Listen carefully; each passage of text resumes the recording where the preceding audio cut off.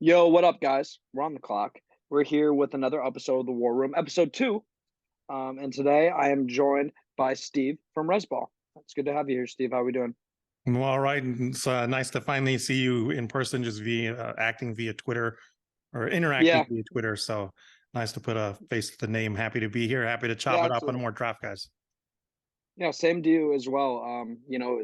Talking on Twitter and talking prospects through a limited amount of characters isn't always the most understanding and productive process, I will say. So a big thing that I've talked about and I talked about in the last episode, that's kind of crucial to me is you know making sure that the conversations that I'm having don't support consensus bias. You know what I mean? Not continuing to drill the same 10 to 15 prospects, and kind of keep drilling their evaluations, because I feel like it doesn't allow people to have that type of thinking of, these players are being pitched to me and these are players I'm supposed to like.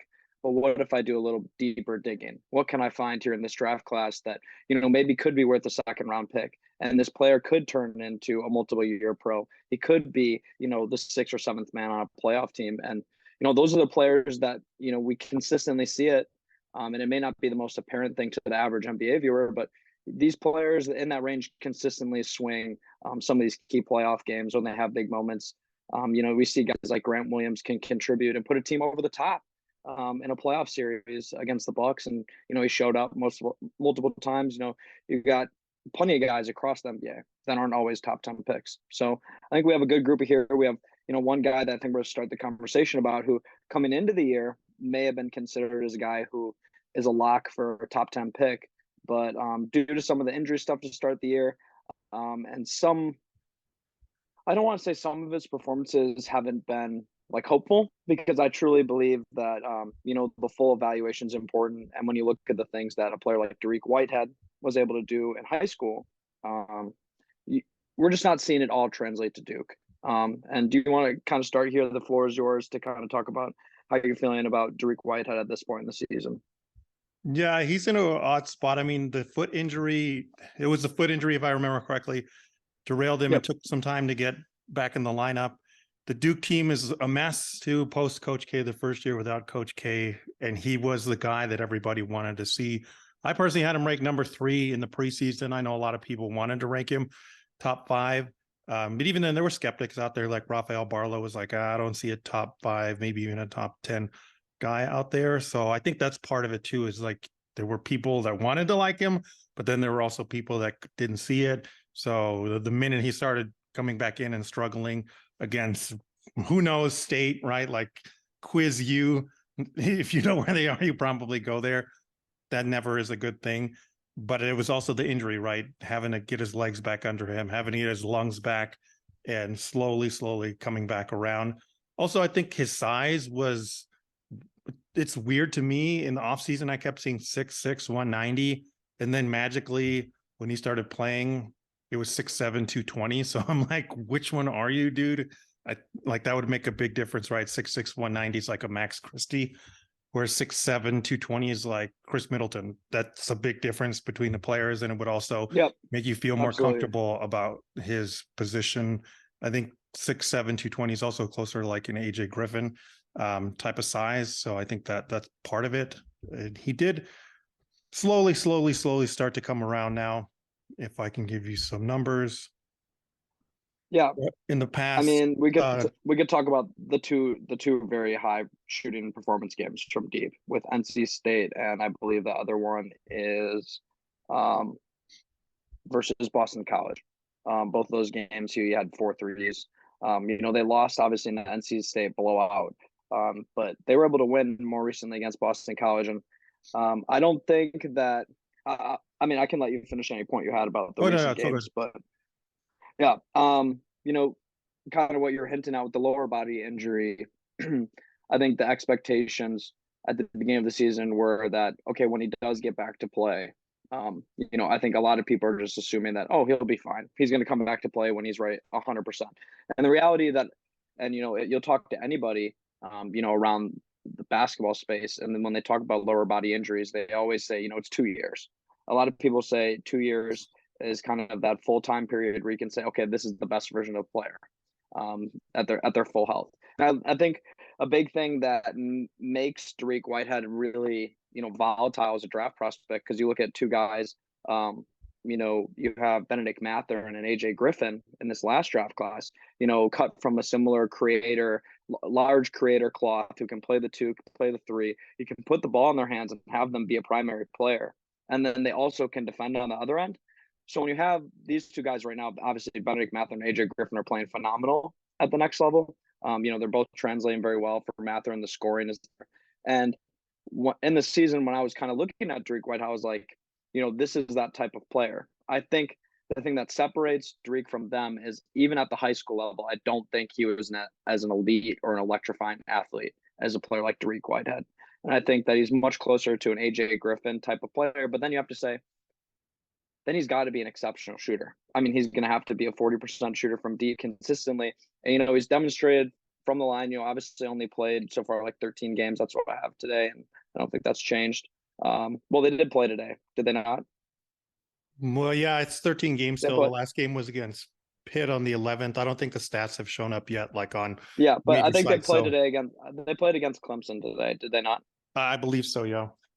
Yeah, and I don't know if the performance in that game really should sway much of this, but he's a 90% free throw shooter, and he's shooting it 34% from deep, around 35 on 12 attempts per 100 possessions. And that's a decent volume. But obviously it's not AJ Griffin shooting numbers. And I think that that's the biggest thing to me that's a concern at this point, is that the shooting isn't as exceptional as some of these other guys that we're comparing and saying that should be top 5 picks, should have been, here in the draft, should have been, Benedict Mathurin should have been the 3rd overall pick, or AJ Griffin really should have gone in the top 7. And these type of hindsight conversations can influence, our view of a prospect. I think Dariq Whitehead, if there's anything, kind of pivoting the conversation, because I talked about the shooting stuff for a second, I think if there's anything that can solidify him as a prospect at the next level for me, is the stuff on defense.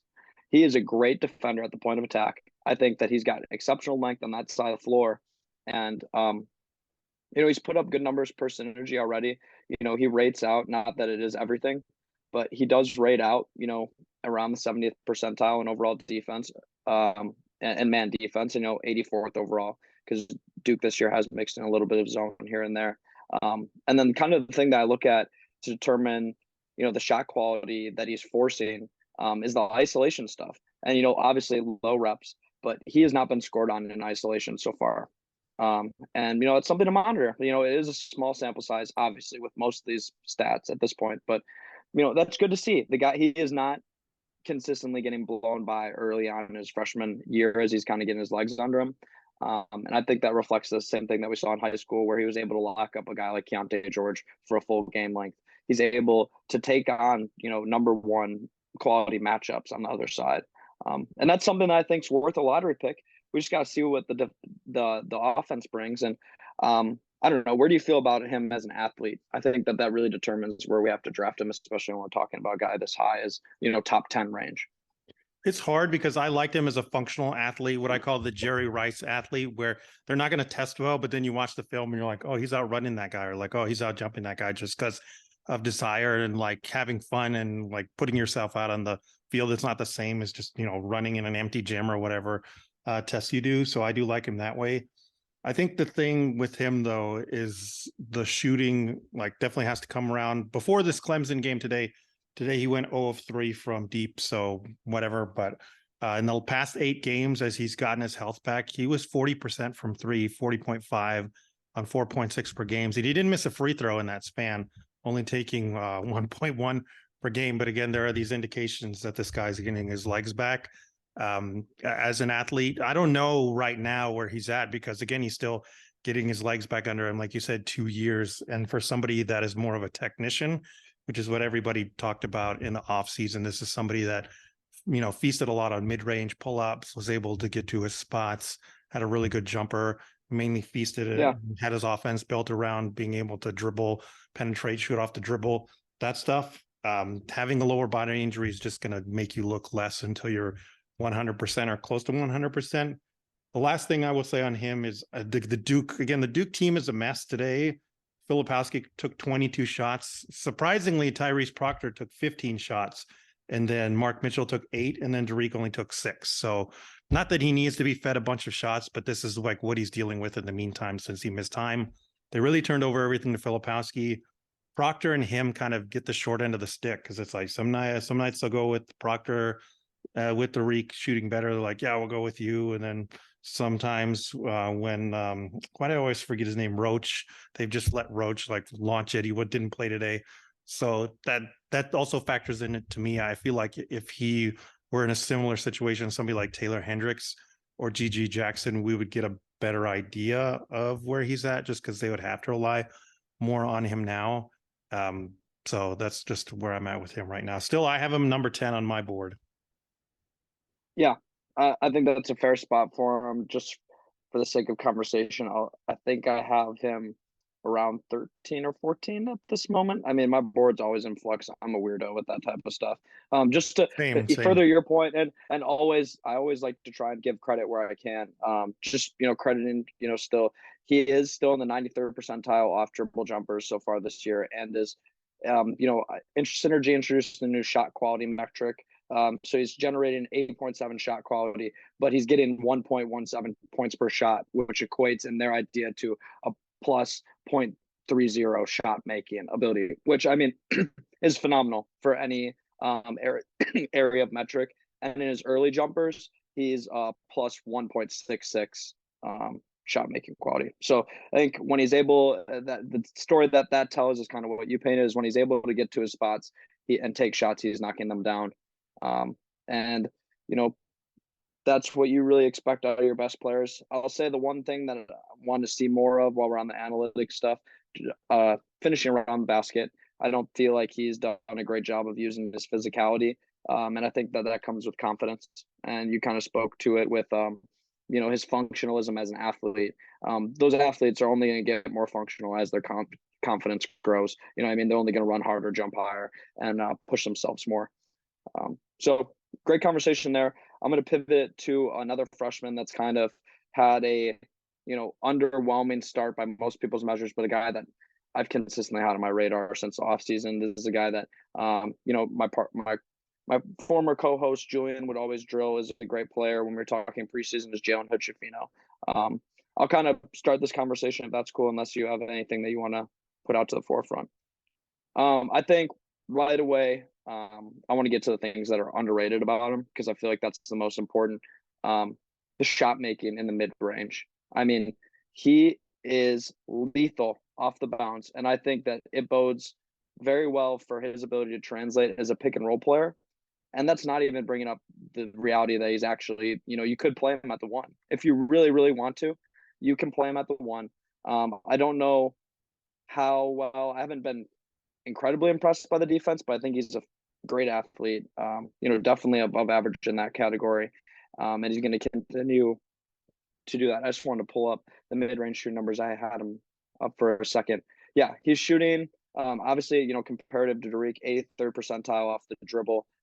He's also in that point. He's actually got a little notch above on Dariq in this category, 0.31 shot making off the dribble. And then also looking at his mid-range, he's shooting 44%, which I mean, for a shot that's considered bad quality, that's not honestly terrible. Maybe he can trim that shot selection up, but his shot making in that area is a 0.19. So, I mean, he's making shots they really shouldn't be. And then from 3, which is something that I don't think people were expecting from it all, is he's shooting well above 40% from 3, even getting up to his close-up numbers as 44% through the season. I could rave about the shooting stuff and just the offensive creation. But if you have anything that you want to start with, I would hope that maybe you start with a negative, and maybe it's the defense. I think it's more the athleticism, and he's struggling. Where it really shows up is at the rim. He's only shooting 52.2% at the rim, but it's 12 of 23, so it's a smaller thing. But and then I just listened to a podcast from the No Ceilings Draft Deck guys, and they said he hasn't had a dunk or a block this season, which I concur, because I've watched all that film, and those are the things that I'm like, ooh, that's not necessarily gonna hurt him, but it definitely screams like supplementary player. You basically have to be Tyrese Halliburton, CJ McCollum level of pull-up jump shooter. And honestly, like maybe Hood-Schifino is, with all the numbers and stuff you put out, and like I have a chart up here, maybe he is going to be that way, but I think that athleticism, the lack of explosiveness will hurt him most on the offensive side of the ball. Defensively, I don't think he's bad, but I do think if you ran him at the point guard, that might be an issue there. That was kind of my point that I was leading to at the beginning. Yeah, I mean, this is more of like a wing who can pass, like a Lonzo Ball type, where it's like, yeah, he is a good defender. He is all these other things, but he's not a point guard defender because it's better served in like a team context because of his understanding, his IQ, all those things. He doesn't have point guard athleticism per se. That would be my biggest gripe on him, is just the lack of explosiveness, the lack of athleticism. But otherwise, yeah. And just looking at his shot chart off of CBB analytics, like he's in the red on every single part around the arc. He doesn't shoot corner threes, which is always a good indication to me for a guard, because that means that you are taking a lot off the dribble. You have to handle the main spacing duties, and you're not just standing around, right? You're probably the one having to take the most difficult shots. Let me pull up some numbers. So from the left wing, he's 7 of 13. From top of the key, he's 9 of 16. And from the right wing, he is 6 of 13. So all like over 50%, all over 45%, all around the wing. That is incredible. Also, he is 52.9%, 9 of 17 in the paint. So that also bodes well. His runner floater game, I think, needs more work. That would really be what would unlock him more as like a ball handler and somebody to attack a little bit more. Even if he had like Emmanuel Quickly's runner floater, that probably puts him in another tier. I have him right behind Dariq Whitehead on the board at number 11. And that's why what separates them, I feel like Dariq will get his feet and his health and his lungs back and be a better athlete than Jalen Hood-Schifino, who's perfectly healthy right now. He also does have back issues. That's part of the reason why he missed the games. And everybody always gets scared away by the back issues. I don't know. I haven't dug into like the high school medical and stuff, but I've dealt with back issues, and I'll say that like they're definitely not the most ideal injury to have, especially when playing a game that's as taxing on your flexibility as basketball. Yeah, any sport. So I think that's probably why like a lot of people aren't talking about him enough. But I think 11, like he's exactly what the NBA wants, right? The tall point guard that can pass, shoot, dribble, defend, like checks all those boxes. And like they said in the draft act, like, am I like bananas? Why is this guy not rated higher more around the internet and by scouting people?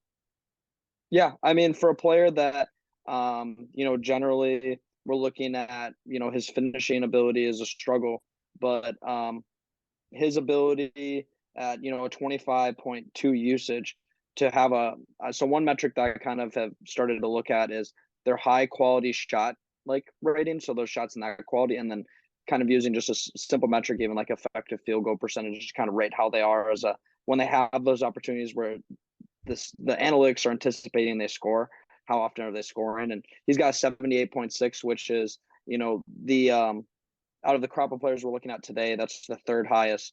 And he is the only one out of those 3 players that's not 6'10". So, and he's obviously considerably below that. So yeah, that speaks to his ability to make the shots they're supposed to. And I think, it's not a perfect sell-all metric on like, oh, this guy is going to be a high quality tertiary or secondary player. But like you hinted at, this is not a guy that I see being a primary player, where a guy who like Dariq, who we can expect to maybe have that type of ceiling, or Keontae George.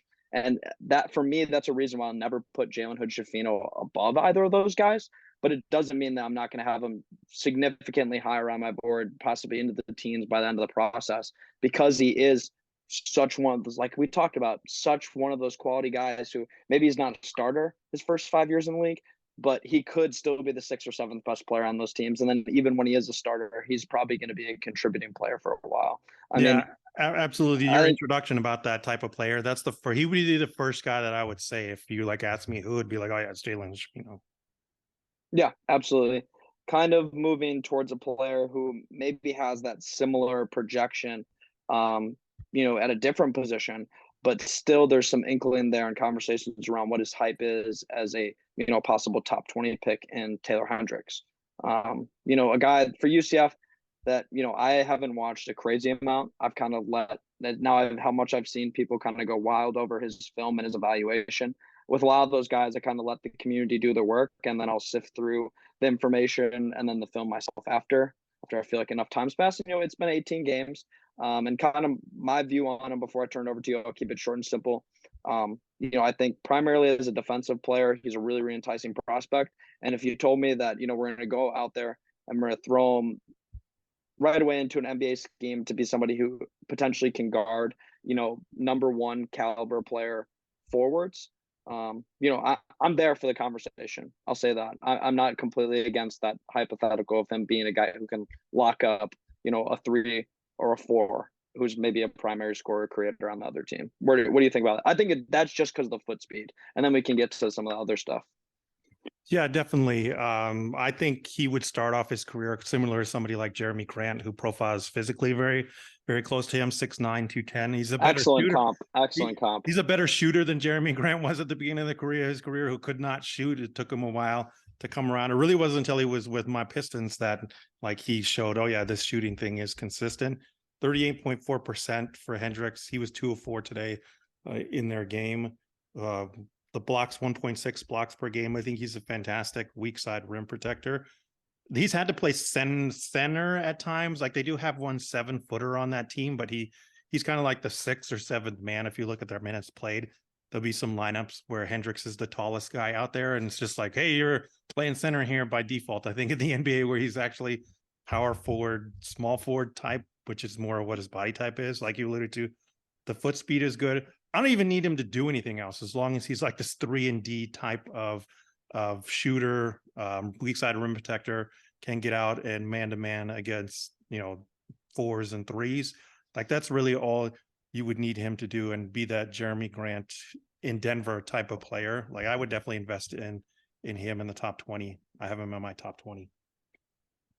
Yeah, I have him nearing there. I'm so stingy about stuff like that, especially when he's not going in the season as highly touted of a player. I'm sorry. And then the one other thing that I had with him that's kind of kept him low is, UCF is a good school, and I'm not going to be a guy to knock teams for playing bad competition, because I'm a firm believer, and I'm probably going to have to say it on every single one of these podcasts because I am such a sleeper draft prospect head. I'm going to probably have to say this literally every time. You can only play who's in front of you. And Taylor Hendricks has only played who's in front of him, obviously. And through 18 games, they haven't played a team that I would consider extremely comparable. And even in those games are against Wichita State and other games like that where they are playing a team. Not even Houston, because they played Houston once. Yeah, I mean, he struggled in that game. In my opinion, Houston, of course, Houston. But I was looking at that game before, and it wasn't his best performance. I was trying to more allude to the fact that, his best performances are against some teams that we could do as questionable competition, especially when looking at him athletically. I just worry some of the scoring inside may be a symptom of just being the biggest and most athletic player on the court at the given time. Not something I'm going to knock him for because he demonstrates such shooting ability. I don't think it should be a major concern, especially when his physical profile is the way he is. But just one thing I feel like I have to monitor is as we get towards tournament time, it only makes me more excited about him as a prospect because I feel like the full story hasn't been told. I feel like there's a lot more to unravel, especially as we get towards things like the combine. Seeing him up against guys that are more comparable to his level, like if UCF can be a tournament team. They're not having the greatest season in the world, but yeah, well, I have him at 15, right between Case and Wallace, who's a lot smaller than him, but is just so easily fittable into the NBA and everything that he does. And you always have the Kentucky guards that have the Cal clamps on them, as I said in one of my episodes. They always they're clamped into a certain role, and then they get to the NBA and they're able to do more. And then right behind him at 16 is Jet Howard, who doesn't play defense, so it's really hard for me, even though I'm a Michigan alum and I watch all their games. He drives me absolutely bananas with how little he cares on the defensive end. And I understand maybe this is just I'm going to get to the pros, but it does flash somebody like a Ben Simmons, which I know is not it does have some popular of those symptoms of I solidified my draft to start ready. You know what I mean? Whereas Taylor Hendricks, And you don't have to worry about him firing up. Like you see it all the time. And 6'9", 210, he's bigger than Jet. It seems to be a pretty comparable shooter, and a more seamless fit into like any offense where you're not going to ask him to take the ball. Maybe that develops over time, but it just seems like this is somebody that would fit in a rotation right away. the one thing I could argue with Jet, maybe not. I don't think Jet is a better NBA player year one than Hendricks, but I think maybe over time, the argument that you'll probably hear for that is that Jet, to some people, and in my opinion, some degree, I'm very loose with who I'll give the. I'll admit it. I'm very loose with sometimes who I can give, creator potential to, like primary or secondary or tertiary creator potential to. I think Hendricks prospects to be a possible tertiary or secondary creator at his highest. I think Jet has some of those flashes of maybe being a guy who can be a bucket getter, like even if he's not an all-star, but be a 17 to 18 point per game scorer off the bench. Yeah. Where Hendricks more projects and looks like a guy who's going to be like DeAndre Hunter, where he's like 15, 8-4 or something like that, and with his absolute peak of what he's able to do as an offensive player. To me, it's like the difference between Marcus Morris and Tobias Harris. I love Tobias, but if I was wanting to win a title, I need Marcus Morris on my team. Thank you very much. Yeah. I think that's a perfect comp. If I was a team, and that's why I think Hendricks fits perfect, late in the 20s. If a team gets them in the 20s, I mean, the Grizzlies with Taylor Hendricks. Man, that would be unfair. You kidding me? I mean, yeah, he slots right in at the 3. That would be unfair, but it would be a perfect fit in exactly what they did. Yeah. I feel like if somebody, especially at that between 11 to 15, if they passed on him there, that'd be one guy that I'm like, man, this just seems like a Tari Eason mistake again. Yeah, I agree. I think that draft wise, it's definitely comparable to the Tari Eason thing, where it's kind of an underlier, like. This guy's actually like a really good prospect. Why aren't more people talking about him? Yeah, his passing's coming around too. He has 1.5 assists all season. He had 4 dimes today. So here's one of those, again, we talked about with Dariq Whitehead, the effects of consensus bias. It's going to cap a lot of where he can go. And you see Max Lewis supporters, like I'll shout out the amateur NBA and analyst and Brian J NBA from Twitter. Like those guys love Max Lewis, and the consensus bias is just going to keep pushing Max Lewis down out of people's top 11s, even if he may be a better player and better prospect. And some people, when you lead them down the right street of logic to it, and they'll be like, oh, I guess you're right. Like by my philosophy, I'm actually second guessing myself just because this guy's a sophomore at Pepperdine. And I think Taylor Hendricks is probably going to fall victim to that. I think Tari Eason fell victim to that. You could count the guys that their draft, the conversations around their draft process cap where a lot of people in the community will have them. And it's kind of then to see where they go NBA wise. I don't know how much influence really what we say has on what goes on, behind closed doors, but apparently it has a lot to do with the Grizzlies, though. The Grizzlies always end up taking like the people that everybody loves. So they take the people's favorites. Yeah. Kind of talking about in the similar vein, I think that Khalif Battle is a guy that might be getting swept underneath people's radars, especially as a combo guard where we have so many wings in this draft. It's tough to look down at guys who are 6'5" and be like, what are you doing, you tiny guy? What am I supposed to do with you? All these players are 6'8" and 6'9", all these gadget players, where Khalif Battle is having an exceptional season. I mean, I haven't really checked back in on Temple since the beginning of the year with I was a fan of Damian Dunn and kind of the tear he put on at the beginning of the year, but Khalif Battle is a guy that I've had on my radar. Again, shout out to Julian. He's been a guy that he's made sure I keep my eye on. And, of all the guys on this list, highest usage, highest points per game, creeping up there in points per possession. This is a guy that you wanted to bring to the table. So I kind of laid out the groundwork, and now build upon it with kind of your Khalif Battle take. Yeah, so Khalif Battle is right now 18 games, started 8 of them. Temple has him in this weird, like sometimes they want you off the bench, sometimes they want you in the starting lineup. Aaron McKee, I don't know if you remember Aaron McKee in the NBA, he played for the Sixers. He's their coach there. Yeah, he definitely is trying to keep scoring punch between Dunn and Battle. Like that's, I don't want to say that's it, but it is their main threat. And if you have one of those guys out there all the time, that it's hard, or it's easier to keep the scoring punch going. So 18 points per game so far, shooting splits of 49.2% from 2, 34.6% from three, and then 85.7% from the free throw line. You might see the 34.6% and think, whatever, but this is somebody who has a 58.9% three-point attempt rate. This is on 156 attempts so far, which translates to 8.7 points per game. It's part of why I have him on this list and why I have him as an early second round guy. I can give you where I have him ranked right now. 34. I actually like him better than somebody like a Terquavion Smith, just because the size. I like the size better. More of a function. Where do you have Terquavion? I have him at like 36, something like that. I'm not a big Wow. Terquavion guy. And it's nothing to do with like his game. You just let that slip out. You just let that slip out. So well, I wanted to let it out here because I think that's the difference between the two. Whereas I don't need to give Khalif Battle the ball in order for him to be successful. You see him run off screens. You see him do spot ups. You see him break down people in a light isolation and score. And he puts up a ton of threes, almost as much as Terquavion. I'm sure if they gave him that level of usage.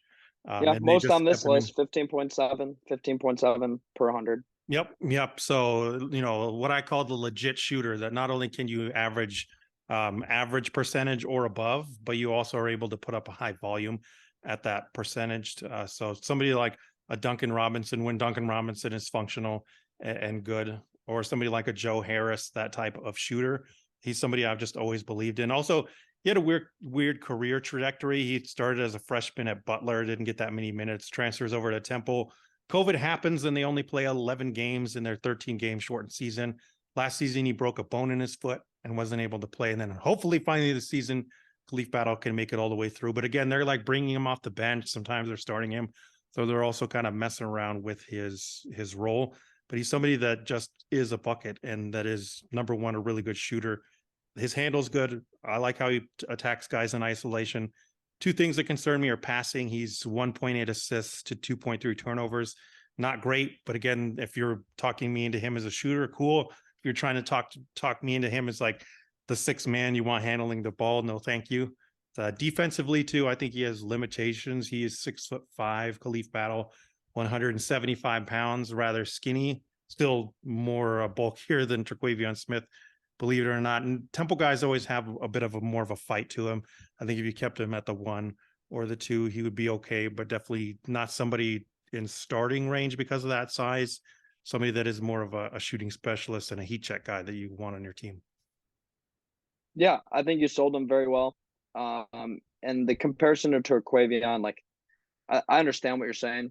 I think the biggest thing that I'll battle, not to cause a pun, but I'll battle back on, is I think with Terquavion, the thing that intrigues me the most is that thing that you hinted at with that. Terquavion projects as kind of like your typical six man. And to be honest, like, he just screams like six man of the year, Colin Sexton, like, please draft me. I'm going to score you points. And then the thing that, like you mentioned, with Khalif, the 0.8 assist to turnover ratio is kind of a concern. I'm a big, like, it's one or I'm kind of concerned. I mean, I don't like guys, especially that high of usage, to be turning the ball over at a lower rate than they're dishing it out. But I think it's probably not as big of a concern. Like we said, it's a high usage rate, and he's more used as a shooter.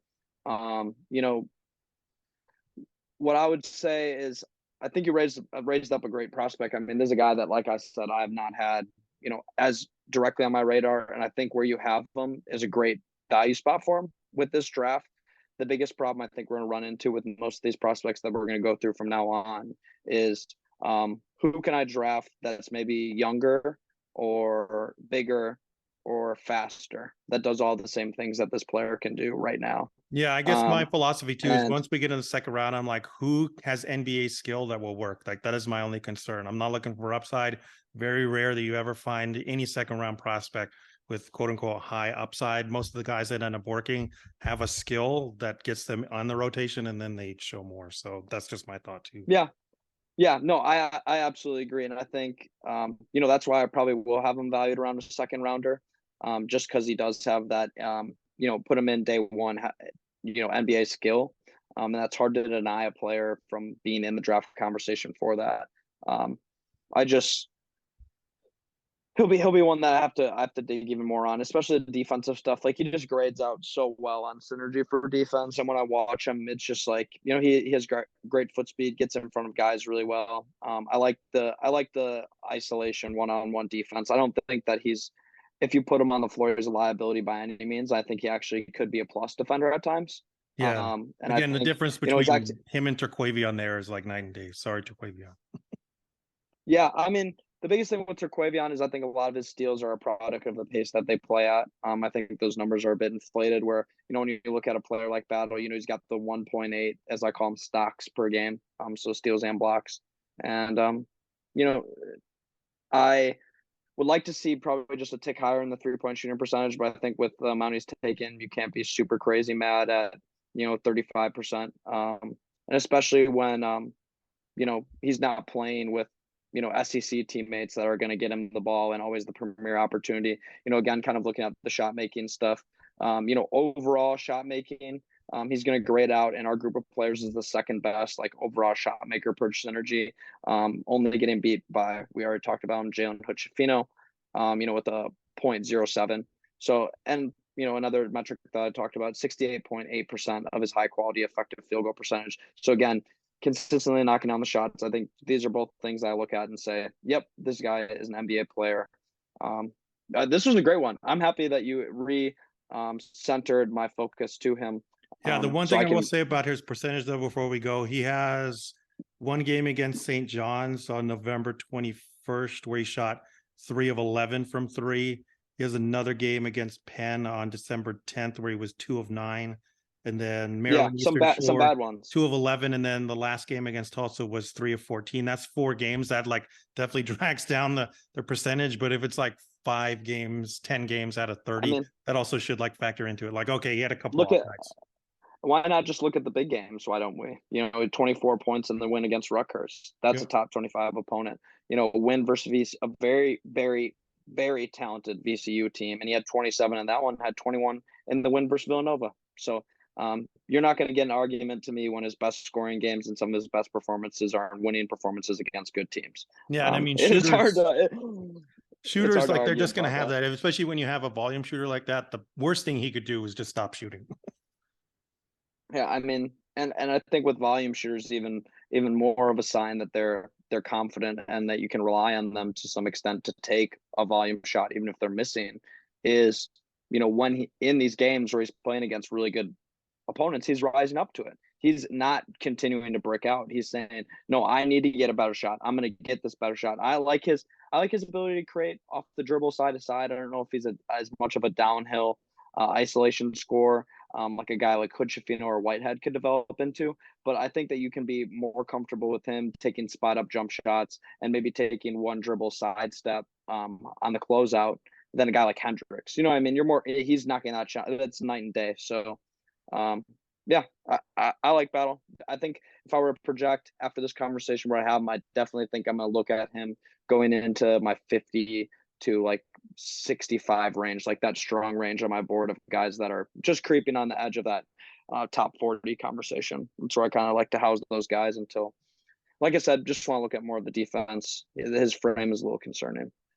Keeping the conversation moving, a guy who is kind of in a similar boat, in my opinion, to Battle, where he's kind of getting overlooked, has a lot of usage at a school that, is doing well, but maybe not when you look at their box score or the team's box score, you're not itching to go see how this guy played. You know what I mean? He's not a hot prospect, and it's not a hot prospect school. I don't know if you could guess it, but I'm talking about Chase Audige for Northwestern. He has played 16 games so far. Got a usage of 26.5, the second highest overall box plus minus out of the players that we're looking at today, with 8.9, averaging 16 a game, 3 rebounds, 3 assists, and get this, 0.9 blocks, 2.8 steals per game.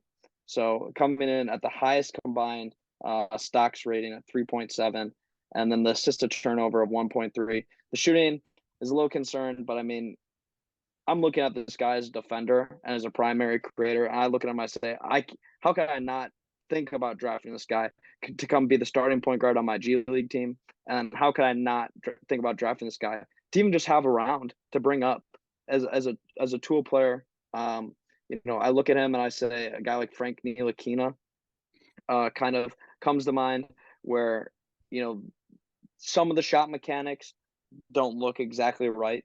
He's got kind of a hitch at the top of his jump shot, but it's a little time away and some reps away from kind of working itself out, in my opinion. And he's getting the reps out now. I project him kind of taking the next step as a shooter at the next level, being a guy who shoots 80% from the free throw line. And he's not shooting the volume with Khalif, but he is shooting a little bit better than him with 36%. I don't know if DJ was a big guy that you were following beforehand. Before I kind of sent you my list, but what are your thoughts so far on the Northwestern senior point guard? Well, kudos to that Northwestern team for being able to play as well as they have, and he's kind of been the tip of the spear, especially on defense. I really dove into the Indiana film where they upset them maybe last week, a couple weeks ago. And yeah, great the defense is really what sets him apart from everybody else. He's like 20. He's going to be 24 on draft night, though. I mean, I hate bringing up age, but that's always the thing. Anybody older than 22, they're always going to have that knock against them. And if they don't have some kind of standout skill to, balance that out, that's going to be the tough part for it. The one thing I do really like in the profile is this is somebody who's taken over 100 threes every year that they've been in college basketball. So he's definitely put in the process. I would believe in him as a shooter as well. The free throw percentage was really bad when he got to Northwestern at 54.4% in his redshirt sophomore year, and then 71.7%. And then this year it's been 85.2%. It just seems like he really put in a lot of time and effort in that one spot to get it down to where it is right now. And he is taking over 6 threes a game, I believe. So it's not like he's just 11.4 per 100. It's not like he's just like picking his wide open spots. It's like, no, man, we need you to get out there and be aggressive with it. It's just below Dariq. Yeah, this smells to me a little bit like Rodney McGruder when I watch him more and more as somebody who's a really good college guard that knows how to get buckets. That everything in the profile, there's really not much you can knock other than the age, and the defense really stands out. And then somehow he's in the NBA for like 10 years, even if it's just on the end of somebody's bench, because his play style is always needed. I agree with you. Like, this is somebody I would call for being on my G League team. Definitely. Yeah, I think if we don't see him at the combine, I'd be really surprised. Yeah. I think he'll be a guy who will be one of those names on those combine sheet that to a lot of people will be like, who's this guy on here? Like, why is he playing so well? And they're going to go look at the tape. They're like, oh my gosh, this guy averaged like 16, 4 and 4 and was the best player on one of the best Northwestern teams they've had in a while, especially on the defensive side of the floor. I mean, in the Big Ten, that's what it's all about. And they're competing with some of the best defensive teams in the country. Nobody in the Big Ten wants to play them. Again, as the Michigan alum, they're the team that I'm like, oh man, I don't want to watch that game because they're going to out hustle them. Yeah, with Pete Nance last year, they were just annoying, and now with the confidence that they're playing with this year, you can really see that they're rolling. And I think that the Big Ten is in the best place it's been. The only teams that I can think of that I don't think of as teams that could win a first round tournament game, like genuinely, are Nebraska and geez, I'm blanking so hard there. Nebraska and I'm sorry, you guys have to bear with me. No, I mean obviously Purdue, Michigan State, Rutgers, all those teams. Minnesota. Yeah, Minnesota. Good night. I go to Wisconsin, so it's honestly only fair that I gave Minnesota that much time to have to sit and irrelevance where they remain in all sports. But I mean, looking at the Big Ten, just kind of having a quick conversation about that. Like, as a Michigan alum, where do you feel about your guys this season? Just a quick little interlude. Unless there was anything else you wanted to say about Audige. I think we covered most of the bases. This is the guy that absolutely deserves the airtime and the attention of a player who is a pro. So, I mean, and that's what this is for. This is exactly what this show is for, is to make sure that these type of players get their shine, even if it's the 5th or 6th player that, we think of in terms of big board on this group, but they still deserve their shit. They still deserve their shine. But back to the Michigan question. What are you thinking? I'm not worried. They're a team that does this every year. I've been there long enough now to not worry and be like, they'll figure it out. Until they prove that they don't do those things, then they'll be all right. The one concern I do have is just Doug McDaniel, point guard. I really wish they would bring him off the bench and put Joey Baker in the starting lineup and let Kobe Buffkin run the point. It's just because I think Doug would provide that better scoring punch and able to run the offense better off of the bench. It's just like Joey, all he does is shoot threes. So I don't need a 3-point shooter off the bench. I need somebody to help run and get more offense because that's what teams are doing now. Dougie McBuckets, little Dougie McBuckets is what I dubbed him preseason. And he was honestly a player that I was excited to see play. And they really loved him all preseason. They talked him up. So yeah, he was a player that I was maybe not expecting to see get this much tick this early in the season, but next man up. Oh yeah. All right. So kind of we can keep it in the same kind of sleeper vein and then end out with two guys that are pretty similar to each other. We'll go with Brandon Johnson for East Carolina. And because I talked so much about Audige and the introduction of him, I will let you go first on your thoughts of Brandon Johnson. Well, he's your guy that you brought up. So as you did for Khalif Battle for me, why don't you take the reins on this one? All right. I was trying to see if I could get a little something out of you before I went into the full spiel. But when I look at players that when I'm looking through, my multiple sources like a Bartovic or like a Synergy or even especially like a Ken Palm, I normally am generally like most people looking for a guy in like a 6'6" to 6'11" range, guys who can shoot it, be a competent playmaker with the ball in their hands. If they can crash the glass, great. If they can play great defense, even better. So, high box plus minus, solid contributor, solid shooter, projects good in all these areas of my advanced metrics that I'm looking for. And I can just check all these boxes. And then I look at him play and I'm like, this guy's a capable athlete. He reeks of a guy that I was super high on a couple years ago, maybe not to the extent and maybe the ceiling, but the role player potential is very similar of a guy like a Trey Murphy III. And I don't know if he's got that type of scoring punch or is it the same tier of athlete as a Trey Murphy III, but I think, where the league is going, those are the wings. Those are what you're trying to build off of. Trey Murphy's, I'm being very generous comparing Brandon Johnson to him, but, Trey Murphy's 6'10", can clamp up on the defensive end and then can also provide that steady shooting from outside. And that's what you're really looking for at a connector piece 3 and 4 going forward. And looking at, not only the jump shot, which in my opinion, visually is one of the better jump shots that I've looked at throughout this process, just in terms of its motion, the fluidness of it, and just kind of where he projects all around as a player on Synergy. The defense is really the only thing that I'll say where it's the greatest discrepancy. Not a strong suit of his. I think there's major concerns about some of the point of attack stuff. He's just not the quickest lateral mover. But I think he has the length to make up for those type of things. And the physicality, it's a good frame at 6'8". I think he's around 215, 220 pounds. So that's kind of where I'm at. I don't know where I'd put him on my draft board right now. I don't know if he'd be in the top 50, but I think in terms of going forward, next year, he's definitely a guy I'm going to have on my short list for top 150 if this is not the season where he bursts onto the scene. Yeah, the athleticism is where I'm like, I don't know, because I have my big board all the way to the top 100. I don't even know if I would put him in the top 100 yet, just because I'm uncertain where he is athletically. Like you said, they only play who's in front of them. So I can't get a gauge on like who they played, if he'll be all right.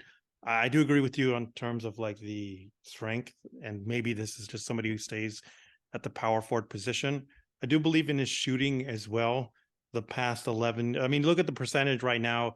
It's 34.3% on 70 attempts. You might think, yeah, whatever. But over the last 11 games, Johnston has shot 37.7% from 3 on 4.8 attempts per game. I always like to look at the percentage as the season goes on because it's showing more consistently more comfort. And also defenses are going to play you differently. If you can continue to be a good shooter and be a better shooter as the season wears on, to me, that's always more impressive because you're finding ways to continue to do that despite the defense knowing that's what you want to do. Second leading scorer on that ECU team. He'd be another guy that I really would hope to transfer just so I can get a better idea. Transfer up, yeah. Yeah. He's very similar. I don't know if you listened to the last episode, but and a lot of these guys that I pitch on the show and this spot, as I would call it, is kind of like my deep sleeper spot. Cedric Coward for Eastern Washington. This is another guy with Brandon Johnson that is a transfer up away from really being able to demonstrate his full potential.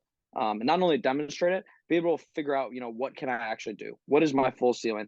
Put me on a team and in practices with 5-star and 4-star recruits, and we'll see what I got. And, and those type of experiences can unlock a whole different breed of player. Like, we're talking about Trey Murphy.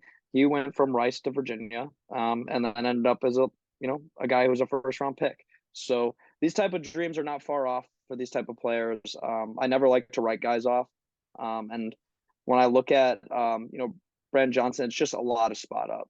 Just that's a lot of his shooting, a lot of his creation on offense. Finishes fairly well around the rim in the 72nd percentile. Has a couple of dunks this year. So doesn't grade out as somebody who's a surprisingly bad athlete. And I think when you also look at other metrics, like the fact that he's got, decent defensive activity at 1.5 stocks. And he is such an effective player on the glass at 8.5 rebounds a game. Somebody who can play that modern stretch 4 is, looking at a guy like Brandon Johnson coming off the bench maybe for a team like the Pelicans, putting him next to a player like Zion, in the paint, or somebody like that who can play the small ball 5, like a Giannis, players like that. I don't know. It intrigued me, and I just try to see where the league is going and anticipate. And I think, when he is able to be a positive shot maker, his shot quality is a lot higher than some of these other guys, which normally just means that he's getting set up for better shots with a 1.09. He's still converting at a slightly higher rate than expected with a 1.12 points per shot. So it's not like all of his shots are just catch and shoot easy shots. He's still getting contested. He's able to put the ball on the floor. And when he is taking shots that require shot making ability, he's generally converting at about an average rate. And then with the high shot quality, effective field goal percentage will reflect a similar thing with the 72.7 percentage, which is, comparative to other guys we're talking about, just over Khalif Battle. And that's not really surprising because generally, as you move down the position, the shots are going to get better because the more often they're near the rim and wide open. But, an interesting player. I think that there's a couple other guys here that maybe have better draft conversations than Johnson, but I think he's a valid player. I'm going to have him on my 2024 list. And I think I'm going to try and make sure that you have him on your early 2024 list, Steve. Yeah, the one thing I want to see more of is the passing, because he does flash really good passing ability, but it doesn't seem like they want him to do that. He'll have like one game where he has 4 assists, and then he'll have another game where he has 3. 2.1 a game. 1. Yeah. So another guy, one assist to turnover ratio. Even though it's a small thing, it's a thing to monitor. And he's got a decent usage rate for somebody who's a spot up shooter. He's grading out with the higher usage than Taylor Hendricks. He profiles as somebody like Michigan State should have an eye on, like as I forget which Hauser it is. I think it's Joey Hauser that's there now. As he graduates, like this screams somebody who would come right into that role and be maybe even better than what Hauser was there. That's just a Michigan State player to me. Yeah, I don't know. With some of these guys, I'm gonna have such a hard time being okay with the college basketball landscape if they don't transfer up. If I'm being honest, especially a guy like this, where I'm gonna be itching for it, and if it doesn't happen, I'm gonna be like, that's a player that just again, kind of slipped under people's radar that really should get. Just the analytics themselves, Steve, like they just speak to it, and if people do their due diligence, like you did, I didn't even look into the last 5 game statistics, but the fact that he's just getting better as a shooter as the season's going on is a positive indicator. Speaking of positive indicators, this guy has a lot of them, has not put together a great stretch of basketball in terms of consistency by any means this season, but at his highest moments looks absolutely like a first round pick, in my opinion. I have Coleman Hawkins, the junior forward for Illinois. Kind of a do-it-all gadget player. I don't know if he's somebody that, is as flashy of a prospect to talk about or even to look at and watch their game as a guy like a Taylor Hendricks or even Brandon Johnson. This guy's kind of scrappy. He does all the dirty work. But those are my favorite types of players. I don't know about you, Steve. Where do you kind of stand on Coleman Hawkins? So Coleman Hawkins, I currently have 43 on the board, and that's only because he fell off after having a hot start. I still like him as, like you said, the gadget type of player, 6'10", 200 pounds. So I think part of it is he's at this weird size. The height is good, but 200 pounds, like probably somebody who's just a power forward. Definitely a defensive, versatile guy that gets a lot of steals and blocks. You can play him. I think you could probably even play him like at the small forward all the way to center, depending on like the matchup that you have, because he does have that kind of athleticism. The passing is rare for somebody that size, 3.5 a game. I think that was on the offensive end where he would really carve people up, because the way he's been able to operate like at the top of the key, on the elbows, and then just pick people apart with his passing ability. I don't want to say Draymond Green because that's obviously way too high of a bar to set, right? But who's another player that's able to do that, right? These are just super rare type Robert Williams players. Yeah, that might be a better one, but I think he's better than that even. Like, I don't know that Robert Williams really showed. I agree here. too, and I think and he has more perimeter ability too, both with a little bit of shooting and getting out and defending guys on the perimeter. I mean, so I don't know if you really dug into the film like that. I made a Coleman Hawkins, as I call it, a Coleman Hawkins love tape a couple of weeks ago of a 4-game stretch that he had, where some of just the 3-point makes. I mean, the dude can shoot it legitimately from 32 feet and is not shy when he's making them and knocking it down to try and shoot more. And that's one thing that I look at and say, that's different for a player of that size. Some of the shot confidence that he has, I think it's a reflection of maybe he needs to tamper down his shot selection. But at the same time, how am I supposed to tell a guy to stop shooting the ball when his shot making quality is a 0.04, his point per shot is a 1.05. So clearly the shots that he's taking aren't terrible. Like overall, he's got 79% high effective field goal percentage on high quality. And then you even look at his low quality shots, he's got a 0.28 shot making quality on low quality shots. So even when he is shooting poor contested shots, he's knocking them down at a high rate. I think that's one thing that kind of surprised me when I was doing a deep dive on the analytics, was kind of just how superior and inconsistent his shot making can appear at times. And then when you look at the tape and kind of the more simple numbers, you're just like, these don't really match up. And I think he's just one guy where if he can shoot it at the next level, it's probably going to be surprising because he's only shooting around 65% from the free throw line. I just think a lot of the inconsistencies are there.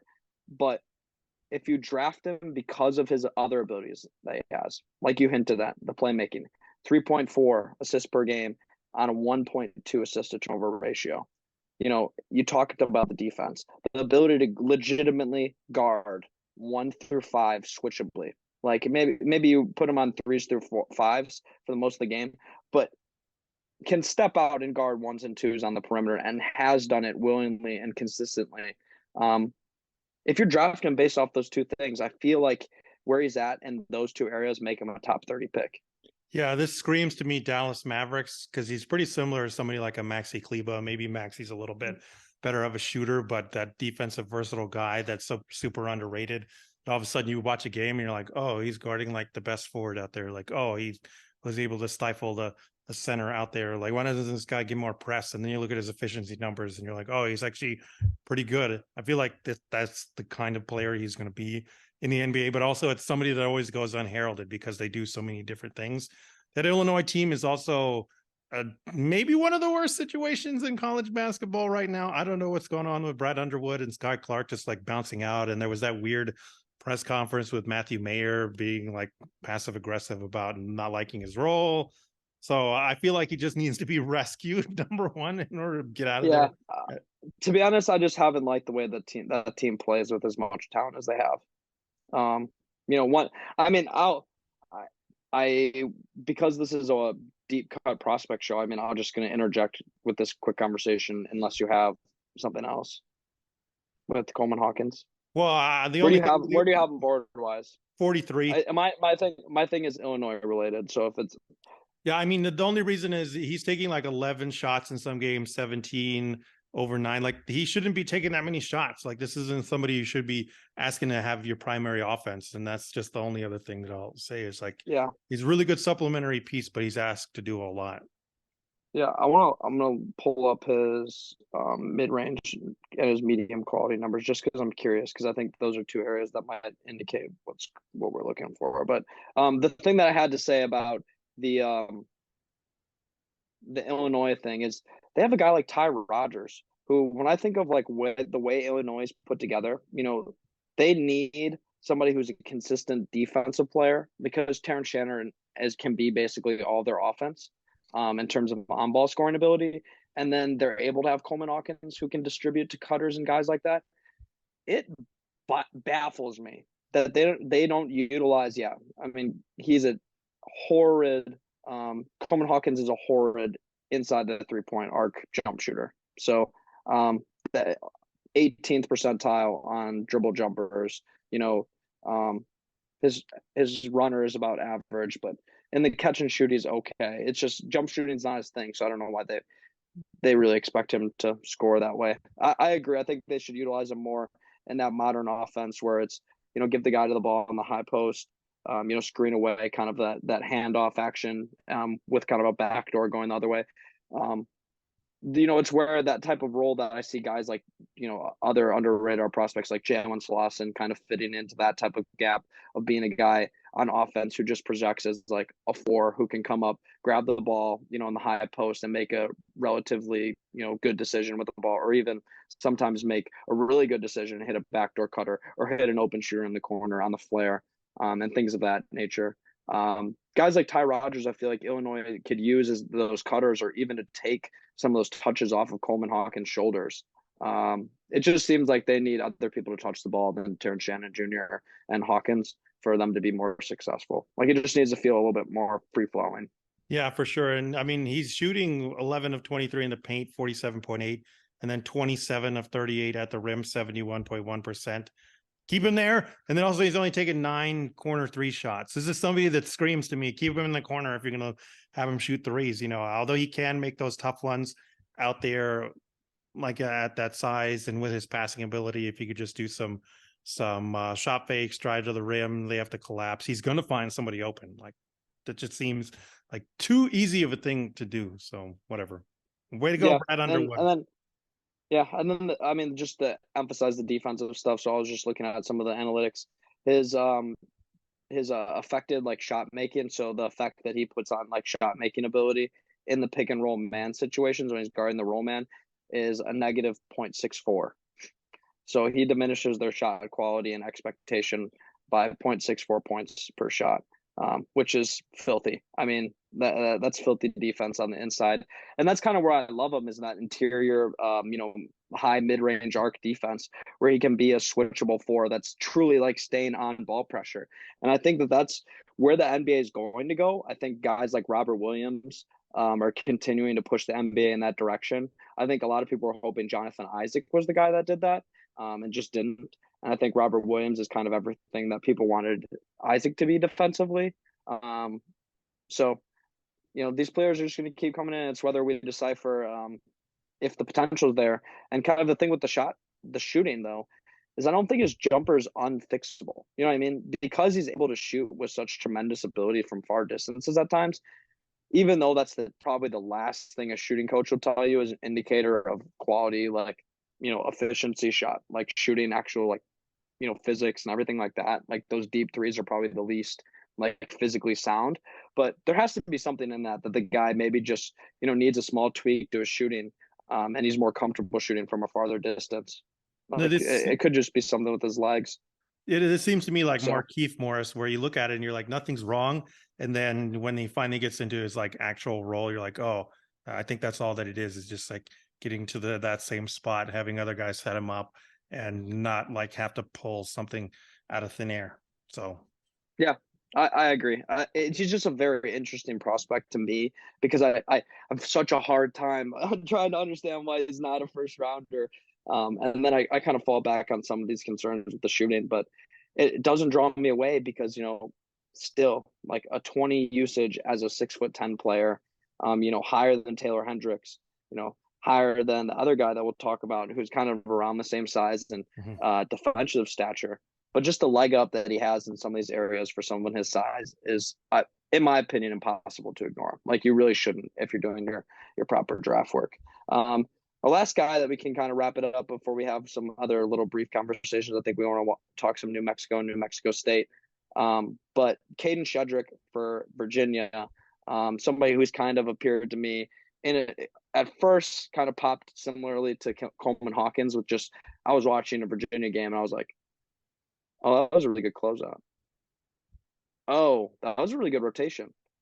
Oh, wait, that was a really good test without fouling. And it was just every possession in a row. And I'm like, who is this guy? Oh, Kadin Shedrick. And the more I dig into the defensive tape, the more I'm impressed. Looking at just that area, he's maybe second on this list of players, but with the inflated steals numbers that Audige has, he's second with a combined 3 stocks per game. And for me, this is just one thing where I'll just state the analytic and I'll be like, he's so good on defense. And when they say that he's, this percentile on offense and he's the highest, blocks plus minus player that we have listed, I'll kind of just turn the evaluation over. I'll be like, I don't see what doesn't make him a second round pick who turns into a 10-year NBA player. When they rate him in the 99th percentile in offense, in terms of scoring efficiency, and he's got 1.286 points per possession. His high quality shot making effective field goal percentage is 87.2. Symbol of consistency on both ends for me. It's not surprising that a guy like this comes out of Virginia, but I don't know where he ranks kind of in people's draft conversations. He's a guy that I maybe have fringe second round right now. But I'm curious to hear what you think. I'm a sucker for Virginia guys, so I like everybody on that team, even Kihei Clark. Although I would never, argue for him to be a draftable guy, but he's still been fantastic. Every single Virginia guy that ever comes out has some of the most sound defensive fundamentals you will ever see, but the offense is always the thing. And I mean, Shedrick has just taken, 4 in the left elbow, and then 2 of 5 from the right elbow. Everything else is in the paint, and even in the paint, he's only taken 2 of 4. And then 42 of 52, 80% at the rim. I think that is it. 1 of 3 from top of the key in the 3-point arc. I think that's just the thing that keeps him out, is he's just a little bit too limited in a limited offense already. There's the negative connotations with the Virginia offense where it's, just like we're looking for shot quality over shot quantity. As always, I've always liked Tony Bennett and that style of play, but it's clear that NBA teams don't always exactly love it when somebody like Malcolm Brogdon falls to the second round, who had size and shooting ability and all that should have been. And then that's DeAndre Hunter. And then beyond that, I don't know, Justin Anderson. Can you name like another Virginia guy that really went in the first Trey round? Murphy. Trey Murphy is another one. There's another one. But that's my point, is like the guys that went higher have like these anomalous things. Trey Murphy had the size and the athletic ability. DeAndre Hunter was the exception of like, we're just going to let him cook and handle the ball and get better. And he always had the hype the season before that. That's where I'm at with Shedrick. I think more and more people see how great he is on the defense, and he is a junior. I would really, really, really, even if he just had one like corner 3 shot or some kind of elbow jumper or something, I think this is easily somebody that you could argue for being in the first round next year. I don't project next draft class to be as loaded as this one. I like him, but I really can't sell him for this particular draft to even be like in a top 100, where there's guys like Musa Cisse who could be an undrafted free agent. Like that would be my comp, and the two that I would look at. Mo Gaye, guys of that nature. There's guys with higher physical upside that I say that can do similar things to him. I actually like him better than Muhammad Gay, if I'm being honest. And I've seen him live here, like blank Balu, just because I feel like Shedrick has more of a base. and like has better defensive fundamentals since he's been with Tony Bennett there. The other part of it is Jaden Gardner. Like Jaden Gardner is also a phenomenal defender. And that's what this is a conversation I've heard with Reese Beekman too. Reese Beekman, somebody I have in the 30s on my board, but a lot of people kind of downgrade him because they're like Gardner and Shedrick like do so much on that defense. Like he's able to free float around and do whatever. So is he really going to be that good of a defender in the NBA? I think that kind of blends over into Shedrick, where Gardner has the Paulo tape from last year where they're like, oh man, he really blanked him. And so it kind of blends over into that. And it's just hard when you now in the modern NBA, if you're a center that's limited, people aren't going to pump you up, even if you do have fantastic defensive measurables. But I definitely buy into him as somebody next year who like I probably would slot in the 30s, like even right now for next year's draft. Yeah. The thing that sold me on the whole, just having him be a draftable prospect, at least from my perspective for this draft, and where I'll probably agree with you and be like, he's probably a top 45 guy for me already at this point for next year, was that Syracuse game. He had the 4 blocks and 3 steals. When you go watch just some of the activity and the freedom that he plays with for the 20 minutes that he's out there, I look at him and I say, if I'm drafting a player in this second round range, like you hinted at before, to come in and do one skill for 15 to 16 minutes per game, I look at him and I say, you can come in and play defense for me right now for 16 minutes and be able to switch around. And then when you look at, again, where, I apply a similar conversation with the Coleman Hawkins thing, you look at where the league's going. And yes, size is always going to be something that separates players, especially when they're dominant on the interior. But small ball fives are a thing. And, with the space and the pace of the game, Kadin Shedrick is a guy that I feel like has that upside as a small ball 5. And I think that he also, with that small ball 5 ability, I think he has some switchability on the perimeter. I think he's going to be able to step out and guard 3s and 2s at time. And I'd be confident in him, taking on a matchup that was a bigger 3, that was comfortable. In the post or something like that, somebody who's going to be primarily looking to score inside or in isolation. Those are just kind of the scenarios where when I think of a player like him, where I'd kind of splice him in. And I think that presents late second round value, especially with how deep this draft is, like you hinted at. And the reality is with most of these conversations, I'm going to say, he's got second round value, and I'm going to go back and look through and sift through all these episodes. I'm going to be like, I said this guy is second round value. I said this guy. And I'm going to count the list of these 100 players or 100 or so odd players I'm going to go through these episodes. And it'll likely make up probably about 90% of my board. And I'll be looking at it and I'll be like, I said about 70% of these guys. I said about 70 guys that all have second round value. So, where do I get the 30 from, Steve, is that's the question. That's why I always go to 100 is because I always find myself saying that too. And then I started just going all the way to 100 to be like, what, let's throw them out here. And then as the season wears on, be like, okay, who has the skill that I believe in the most? And then start moving them up more and more. Yeah. I have about 150 that I'm keeping at right now. And I definitely have probably about like 400 guys on my list right now that are guys that that'd be like, if you were putting a gun to my head and I had the last pick in the draft, could I draft this guy and feel some sort good about a development plan for him? I think the amount of talent in the country this year, I think there's probably about 200 of those guys that could be worth the last pick in the draft and could make a career out of it.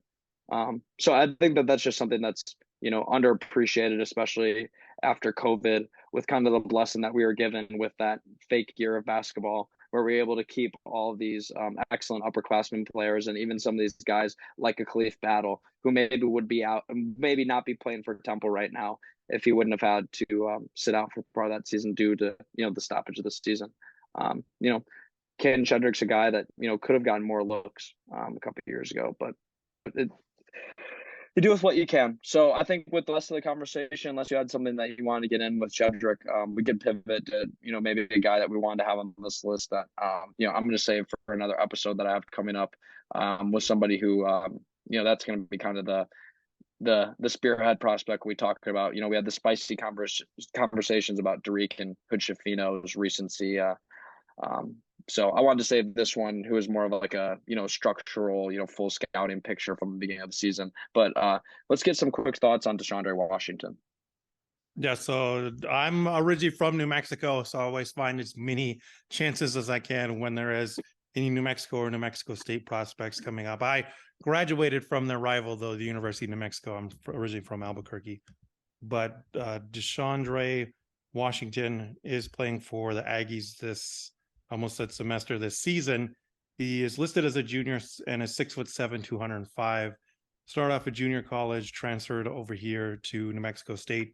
Currently is scoring 12.3 points per game, dishing out 4.2 assists to just 1.9 turnovers, shooting 43.4% from 2-point range, 41.5% from three, and then 61.5% from the free throw line. The thing that stands out, number one, is the size and the passing ability. If you put on any game tape of his, you will see him just drop dimes left and right as a guard at 6'7".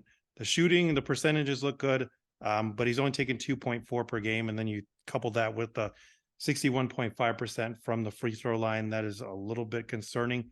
The other thing about him is he is a really good rebounder, 7.2 rebounds per game. He's already pulled in 123 rebounds in 17 games. So this is somebody that checks a lot of boxes, has the size you look for in the NBA, has the passing ability, both, just stand still and off the dribble. And then somebody that will get in there and mix it up on the glass. So maybe if you don't agree and that he's like a guard, you look at that ability for him to crash the glass and you're like, oh, I can move this guy over to the forward position. And then that passing and the live dribble ability is an instant mismatch. What are your thoughts on our Deshawndre? I think he's an exceptional player. I look at just the raw talent and kind of the way that he moves. I kind of feel this way similarly about Taylor Hendricks' defense. Deshawndre Washington on offense just moves very differently than a lot of people. And I've said this in conversations, and I don't want to make myself sound crazy, but I feel like it's really the perfect way to kind of encapsulate the type of skill that he has in terms of combination of footwork, agility laterally, off the dribble. When I watch him kind of isolate and get into his size ups, it reminds like some of the packages he goes to and some of his tween cross, tween pull up. It all is very, very eerie of like a Michael Jordan type of like isolation mid range game. I don't mean that he's near the ability, but I say that when I look him get into his shots and the way that he approaches his shot taking, it's very like assassin like. He's very, very good at reading the defender and their feet and where they're moving. I think that's his, in my opinion, I think his most prominent skill beyond just some of the overall offensive IQ that he has. His ability to read the defender that's in front of him and create space accordingly. I think is one of those things where if I'm grading, very, very niche areas of evaluation, I think if I were to think about him in the grand scheme of the draft, I look at guys like Wemby. I think Wemby is probably the best shot creator, maybe of all time, if he turns out well, at that type of size with his ability to shift. And then, I start looking down and I'm looking for isolation scores like Terquavion. And I think some of the stuff that Deshawndre Washington can do in the mid range is so polished. So he's kind of in a class of his own, in my opinion. I think in terms of 6'7" guards, I don't see really anybody, maybe besides the two guys that we talked about today briefly with Dariq Whitehead, Jalen Hood-Schifino. I think they have some ability in that mid range, like shot creation, but I don't think either of them do it as consistently or make it look as good as Deshawndre Washington. And looking cool and flashy is awesome. I think it's a lot of fun to watch him play the game, and I think the passing stuff you brought up is the most underrated aspect about his game. I think he's has phenomenal timing and awareness of his teammates. But I'll say, just don't think he's there in terms of the playmaking, like efficiency. I think he just has some dumb passes. I think that at times he gets into bad shots, and I think he sometimes supplements not taking a bad shot with making a bad pass or making a bad read with the ball, and not even a bad pass being that he turns the ball over. It's just that when you get to the NBA, to score effectively and to be a player that consistently stays on the court and warrants the type of touches with the type of skill that he has, you need to be able to not miss easy opportunities for your teammates to score. And at times he passes up a shot that is maybe more appealing, like sometimes a kick out three to somebody who's maybe not completely open late in the shot clock. It's kind of like a very LeBron thing that he does, where, the ball starts to wind down. He gets the ball back for maybe the second time in the 30-second shot clock. He gets the ball for the second time. He realizes, what, we're running out of time. We don't have any offensive set moving. I got to make a move. I'm the guy on this team. I got to kind of create some offense. And I think at times he gets himself into positions where they're not creating the best scoring opportunities. And I think that that's probably why that team isn't as good as they really could be when you look at him. And then you also look at a guy who's, they must be recruiting players from the same kind of like cloth of creation ability. Because when I think about creation off the dribble, I look at a guy like Anthony Roy, his counterpart, and a guy coming off the bench. And both these guys have two of some of the best shot making and shot creation ability. It just reminds me a lot of what Eastern Michigan's got going on, where, it's a lot of isolation ball, not a lot of late clock moving. And most of his scoring in the interior isn't really off of a lot of cuts, which is kind of concerning because if I do want to use him as that type of wing player, I want him to be able to move effectively off ball. And I just don't think he gets enough of his scoring done that way. But I still think he's a first round. Like, I think he's a debatable first round pick. Yeah, he would just have to learn to play a role. Right now, true shooting percentage of 49.6%. Anytime it's under 50%, it's the red alert thing. But like you said, a lot of it is he has to create shots on his own. It's like him and Xavier Pinson, who's a Missouri transfer. They just lost their coach, Chris Jans. I don't know if he recruited him or not. I'm sure if he did, like, that's a big thing. This is the first time head coach there for the program. And then I hate to bring this up, but they are also dealing with one of their teammates was lured when they played New Mexico the first time. He was lured to somewhere on campus. Somebody tried to kill him. He fought back in retaliation and ended up shooting and killing the people that were trying to hurt him.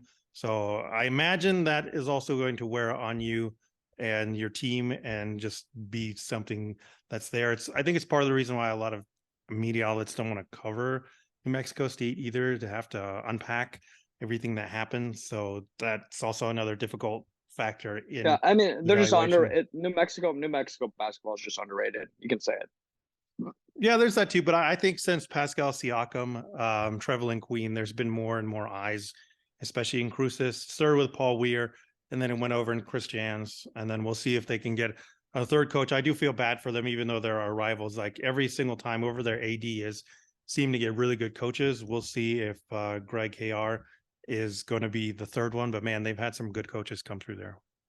Yeah. So kind of transitioning, if you want to talk a second about state,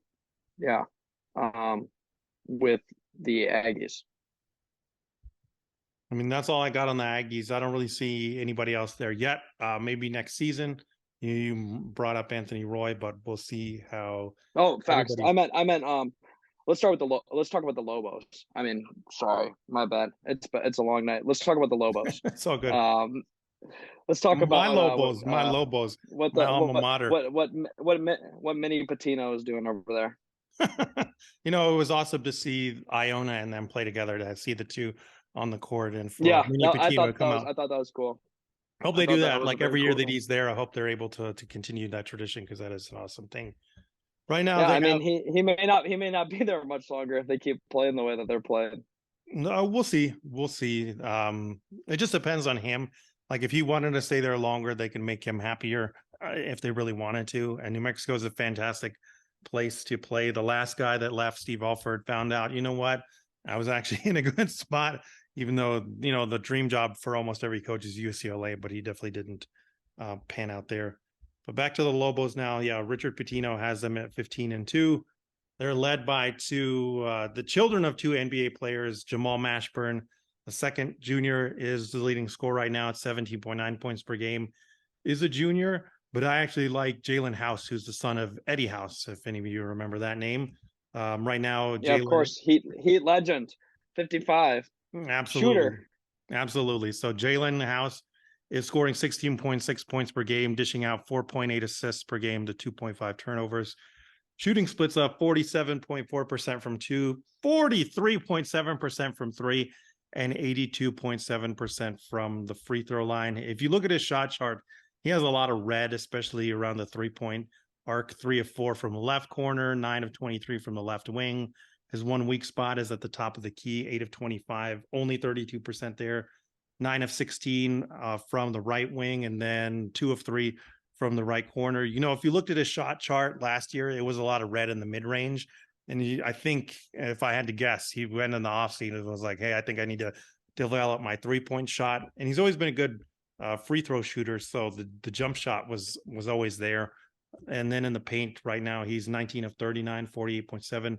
His main struggles is at the rim, 28 of 54, only 51.9%. That's the big difference between him and Jamal, is that Jalen is more of a technician, more of somebody that will attack you off the dribble.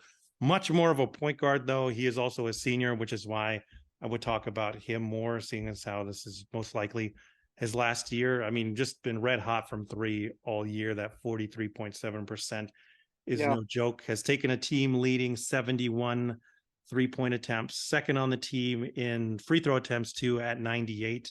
Maurice Udeze is the big man that's really taken up more of the free throw and banging down low. And House has a free throw attempt rate of 53.0%, an assist rate of 28%, 15.7% turnover on 25.4% usage. This is somebody that absolutely should get an undrafted free agent call-up. If not, in the second round, I think the finishing ability is going to hold him back a little bit and be a downgrade. Yeah, I'd agree. In somebody's mind and a lot of scouts' minds. And then his size as well is 6'1", 160 is what they list him at. Obviously, those two things are going to go together. But if I'm being quite honest, I have Mike Miles ranked ahead of him, but I kind of like Jalen more than Mike Miles, even. I'm not a Mike Miles guy. Removing the bias aside, like Miles doesn't pass as well as Jalen House does. Like Jalen's a phenomenal Miles doesn't pass really at all. And he knows how to shoot threes. Like Miles is a volume scorer that's undersized. Maybe he might be a better defender. That's yet to be determined. But I just buy into Jalen's NBA skill set of being a smart passer and being a really good jump shooter, to where, like, yeah, the struggles at the rim, but you know what? Maybe he doesn't need that if he's that good of a shooter.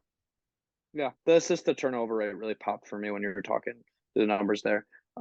Yeah, and I think he's an excellent player, and I think you kind of set his range where I could see him being, especially because he is a senior.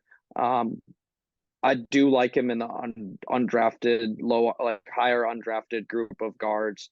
That'll probably, I think right now a player who finds himself in a similar conversation, is a guy like Chucky Hepburn.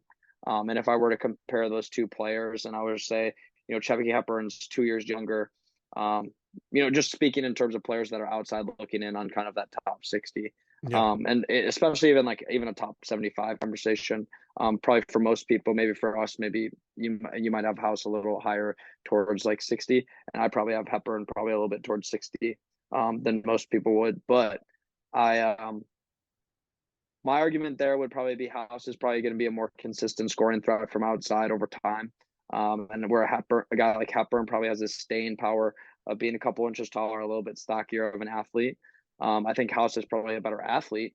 But I think, where I'd probably prompt a team if I was sitting in their ear, where I'd probably prompt a team to probably taking Hepburn, is the fact that, some of these guys that even though they are undersized, a guy like Hepburn has such exceptional footwork in the paint and is able to score around the basket because he does have decent size. That's where I'd worry about a player like House, kind of creeping his way in that conversation. I think we have plenty of guards just like him all over the G League, and guys that dominate overseas. And I think that that's probably where he's going to make the most money and have the most opportunities. Obviously wish the best for him. Sons of NBA players normally are going to get themselves G League looks more often than not. It's normally guys that, agents are going to be looking for. It's going to be guys that Euro teams are looking to call in for tryouts. I think his opportunities will be there. Just where they are, I'm not entirely sure. So I think a guy like Jamal Mashburn is probably in a similar spot next year. He's got to pass better, though. I mean, he's averaging under 2 assists per game, and he's like point guard size, 6'2", 6'3". Like, that's inexcusable. He's got to be able to be Yeah. more of a point guard. I wish he was 6'4", 6'5". That's my take on Mashburn. I just wish he was 6'5". I mean, he's also But I less think of a shooter than House, and maybe it's just because Jalen's taken up more, and KJ Jenkins is the other guy on that team who takes up a lot of shots. So maybe Jamal's just had less opportunities, but Jamal's the third on the team in terms of 3-point attempts. One last thing on Jalen House, though, like if I were to sell him on an NBA team, I'd be like, he does a lot of things similar to Bones Highland, and you have all the warts with Bones Highland. I don't know that he's that same level of volume shooter that Bones is and what makes Bones so effective, but I believe in him more to run a second unit than Bones. I think Bones will be like Jamal Crawford type microwave scorer. So yeah, I agree with that. I think, and like I said, that's a guy that you can turn your offense over to in a second unit, or be your leading guard for a prominent G League team, and maybe does get those call-ups for those minutes when guys are down. And you need a guy like a Javon Carter to come in and spot minutes and stuff like that. I think there's always roles for that in the NBA, and a lot of people underrate that when they're looking through these drafts. And a lot of these guys trickle around in the NBA a lot longer than you think, just because they're not starting or showing up on the playoffs screen when most people start to tune in. A lot of these guys get a lot of playing time throughout the season. They have to pay the bills somehow, and if nobody was playing, if nobody knew that they could get spot in the NBA and get time to be able to show their game and improve, nobody would want to play in the G League. You know what I mean? These players enjoy, and they know that they're just there. They're on the cusp, and they have a real chance. So it is crucial that us as draft guys, we are not lazy. Sit back and look at players and say, just because he's 6 foot 160, he can't play and be a starter in the NBA. Well, he could be the 10th man, or he could be, a starter on a D League team that, when our team, at the end of the season, you're counting up all the wins and looking at how far games back we are for the playoffs, or how many games we need to have home field. I'm sure you're going to love that you had, Jalen House there to drop 18 on, X night when you needed that game against X team to be able to send yourself into this position. These guys all have crucial impacts throughout the season. Just a lot of people don't, take the time to actually look at the magnitude of that type of stuff. Yeah. And also, like, I know a lot of people in, NBA Twitter draft space are aspiring to be scouts, or like want to work for a team or whatever. It's easy to look at the guys at the top because their film and their hype and everything is everywhere, right? It's harder to look down, and like you always have to start at the bottom. And think of the Miami Heat, like whoever runs that undrafted free agent staff is not getting paid enough. In my opinion, they just are always able to mine guys like that come out of there. The Warriors do it a little bit too. They've had like Damian Lee, Juan Toscano Anderson, like guys that come out of nowhere that nobody really talked about it. And like if you really did want, I think they're going to do it again with Pat Baldwin. Yeah, and really, if you wanted to be a scout or somebody like that, like that's also what you need to be doing, because that's really what sets you apart, is when you're able to say, hey, there's this skinny white guy at Michigan who like really doesn't get a lot of time, but I think he's a pretty good shooter. We should probably sign him. Or like, hey, there's this Marquette dude that looks like he's a pretty good athlete and shooter, so maybe we should bring him into the Warriors. So yeah, I always say that if you really want to separate yourself, is to be able to look deeper and look down there. And it's not always just the top guys, right? It's got to be at the bottom, because you can always find a diamond in the coal. Yeah, absolutely. And I mean, these conversations, it's always hard for me not to think about players like Nikola Jokic and say, you never really know when you're truly looking at the next, MVP, when you're looking at draft stuff. So, yeah, I appreciate even the Nuggets, your time. Even the Nuggets said it right. Yeah. Like if we knew he was going to be this good, we wouldn't have taken him in the second round. Yeah, exactly. I mean, they still took him in the second round, and they probably didn't anticipate. They took him as the second center they took in that draft. Yep. I mean, they took Jusuf Nurkic first. they're more confident about Nurkic. I mean, hell of a Suns draft, though. I mean, they drafted two guys that are, preliminary starting pieces that teams are building around. Clearly, Trailblazers really could have moved Nurkic in any of the several last couple seasons, and haven't, because they're more than happy with their physical big man who gets them 15 and 10. And you never know when you're looking at the next just tier starter, middle tier starter. So I appreciate your time. I think we put in a really good effort and due diligence here in the pre-process, and definitely laid it all out on the table for all 8 of these guys, including some of the guys that we also talked about for the New Mexico teams with Deshawndre, Jalen House, and even a little bit of Anthony Roy and Jamal Mashburn Jr. in there for my pleasure. So I appreciate the time. I appreciate you letting me talk your ear off about guys that aren't going to be drafted this year. But you know, I feel like it's always fun. It's fun. It's more an entertaining conversation. You know what I mean? Yeah, absolutely. I'm tired of debating people about Brendan Miller's, footwork and all this other stuff. And I also like doing a lot of the deep dives. And again, being from New Mexico, like you just always root for the underdog, and you're always looking for people under the radar, and you're always screaming like, "Why not us? Why aren't you giving us more love when you are good like we are right now?" Yeah, I mean, I think that anybody who's listening and who's a fan of a team that definitely gets overlooked consistently for producing basketball talent, or even just as a solid, formidable program consistently, is screaming the same things and really resonates with what you said. I think a lot of people feel like sometimes their voice is unheard, but that's why we're here to share and have conversations. So I again appreciate the time, Steve. Yeah, thank you It's so been a much for pleasure. having me. Yeah, please plug everything that you have to plug here, and the next little second, however long you want to take. I'll keep it all in there, obviously. So yeah, I'm Steve. I'm from the RezBall Pod. You can find us on Google, Spotify, Apple Podcasts, wherever you get your podcasts. I also started a Substack, rezball.substack.com. I just dropped the top 100. Big board for me. You'll be seeing more things. The next thing I'll put out there is 2 prospects in particular that just missed the top 100. And like I go back and forth on putting them in there and my reasons why I've left them out so far. So keep an eye out for that. RezBall Podcast, RezBall Substack. You can find me on Twitter. I'll make sure to try and include as many links that I can find. I'll link your guys' Twitter, Substack. I'll go and search that out, and then as well as the Apple and Spotify podcast. So all those links will be down in the description. Definitely worth checking out. I will probably after I change up my big board from all these conversations that we've had, I will probably definitely go be reading that top 100 article. So I advise you guys probably do the same. Well, this was another episode of the War Room. I couldn't be happier with the way these are going so far. We got, the Dariq Whitehead conversation in, Jalen Hood-Schifino. The college basketball season is reaching its peak and is only getting more and more exciting as the days count towards March. So I appreciate you guys listening here to the end. If you are, make sure you go like, follow, subscribe, whatever you got to do on whatever account shows on the clock. And we're off the clock.